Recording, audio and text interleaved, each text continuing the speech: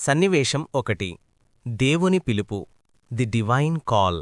ఎడారిలాంటి ఆ ప్రదేశంలో నోవహు ఆకాశం వైపు చూస్తున్నాడు.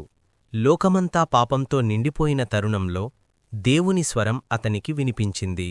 దేవుడు, నోవహూ, భూమి హింసతో నిండిపోయింది. నేను ఈ లోకాన్ని జలప్రళయంతో కడిగివేయబోతున్నాను. కాని నీవూ నీ కుటుంబం బ్రతకాలి.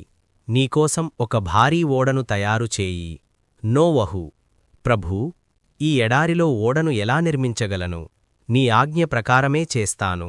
సన్నివేశం 2. ఓడ నిర్మాణం. Building the giant ship. నోవహు తన 3 కుమారులతో కలిసి పని ప్రారంభించాడు. గోపెరుకర్రతో లోపలా వెలుపలా కీలు పూస్తూ ఆ భారీ ఓడను నిర్మించడం మొదలుపెట్టాడు. ప్రజల ఎగతాళి. చుట్టుపక్కలవారు నోవహును చూసి నవ్వారు. పిచ్చివాడా, ఎడారిలో ఓడ ఎందుకు? వర్షమే పడదు కదా అని ఎగతాళి చేశారు. నోవహు ఓర్పు. నోవహు వాటన్నిటినీ భరిస్తూ దేవుని మాటమీద నమ్మకంతో దశాబ్దాలపాటు కష్టపడి ఆ భారీ ఓడను పూర్తిచేశాడు. సన్నివేశం 3. జీవరాశుల రాక. The gathering of life. ఓడ సిద్ధమయ్యాక వింత జరిగింది. ప్రపంచంలోని ప్రతీ జంతువులోనూ 2 ఆడా మగ జంటలుగా వచ్చి ఓడలోకి ప్రవేశించాయి. నోవహు మరియు అతని కుటుంబం కూడా ఓడలోకి వెళ్లారు. అప్పుడు దేవుడే స్వయంగా ఆ ఓడ తలుపును మూసివేశాడు.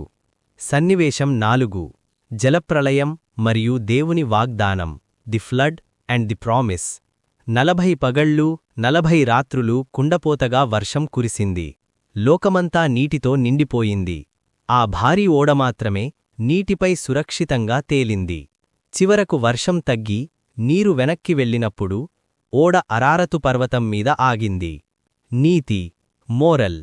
నోవహు తన కళ్లముందు ఏమీ కనబడకపోయినా దేవుని మాటను నమ్మాడు.